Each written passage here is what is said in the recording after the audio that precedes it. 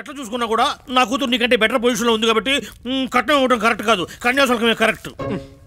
కోర్టులోనే కాదు ఇంట్లో కూడా ఇలా అర్థం పర్థం లేకుండా వాదిస్తాడనమాట. ఫైనల్గా మీరు ఏమంటారు? కన్యాశుల్కం ఇస్తే సుఖపడతావు, కట్నం తీసుకుంటే కష్టపడతావు. అదెలా? ఇప్పుడు నువ్వు కన్యాశుల్కం ఇచ్చావనుకో,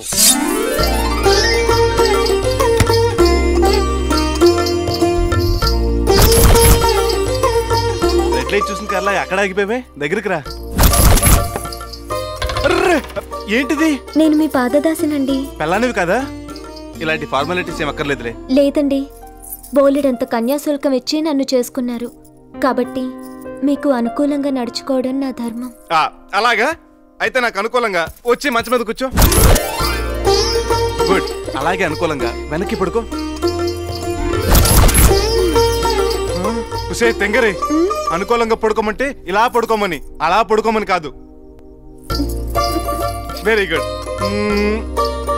ఏంటి ఇది కూడా చూసేద్దామనే? Lights off. ఏమండి లేవండి. హాయ్ డార్లింగ్, నువ్వెప్పుడు లేచిపోయావు? చిచి, ఆ పాడు మాటలేంటండి? నా ఉద్దేశం అది కాదు, ఇద్దరం ఒకేసారి పడుకున్నాం కదా, నువ్వెప్పుడు లేచావని. కన్యాశుల్కం ఇచ్చి చేసుకున్నారు కదండి, అందుకే ఉదయమే లేచి తలస్నానం చేసి ఇల్లు తుడిచి కళ్ళాపు జల్లి ముగ్గు పెట్టి మీకు కాఫీ కలిపి తీసుకొచ్చాను. Very good. త్వరగా స్నానం చేసి రండి, టిఫిన్ రెడీ చేస్తా. నువ్వు కూడా తిను. భర్త తిన్నాక ఆ ఎంగిలి పళ్ళెంలో తినడం ఇల్లాలి లక్షణం అండి. భోజనానికి ఇంటికి వచ్చేయండి, బయట తిళ్ళేవి తినకండి. నువ్వు ఉండగా బయట ఎందుకు గుర్తుపడతాను.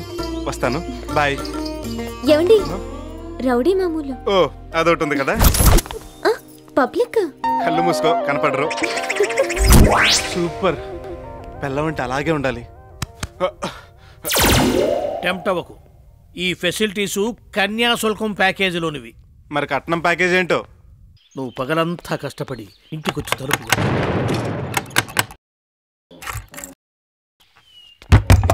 గడ తీసిందనివి అలాగే తలుపు కూడా తీయొచ్చుగా.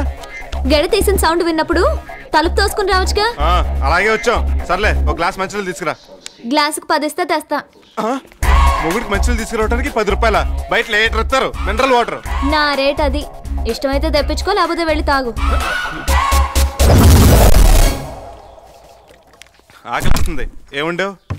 చికెన్ కర్రీ, మటన్ ఫ్రై, చేపల పులుసు. ఏంటి ఎన్ని ఒకే రోజు వండిస్తావా? వండలేదు, వండమంటున్నా. అంటే నేను వండాలా? నువ్వేం చేస్తామ్మా? భోజనం చేస్తానమ్మా. మొగుడికి పెళ్ళం వండి పెట్టాలి. నేను వండి పెట్టాలంటే రోజుకు 1000 రూపాయలు ఖర్చు అవుతుంది. 1000 రూపాయల? 1000 రూపాయలు పెడితే చౌదరిగడ్ మెస్ లో 4 రోజులు 2 పూట్ల భోంచేయచ్చు. ఓకే, అక్కడే తిని నాకు కూడా పార్సల్ తీసుకురా. అంటే నీకోసం కూడా నువ్వు వండుకోవా? 25 లక్షలు కట్నం తెచ్చిచ్చి వంట కూడా చేయాలా? వంటే కాదు, ఒంటి పని ఇంటి పని కూడా చేయాలి. ఇల్లాలుగా దీని బాధ్యత. తొక్కేం కాదు, నిన్ను నేను కొనుక్కున్నాను కాబట్టి అవన్నీ చేయాల్సిన బాధ్యత నీది. త్వరగా వంట చేయి, ఆకలేస్తోంది.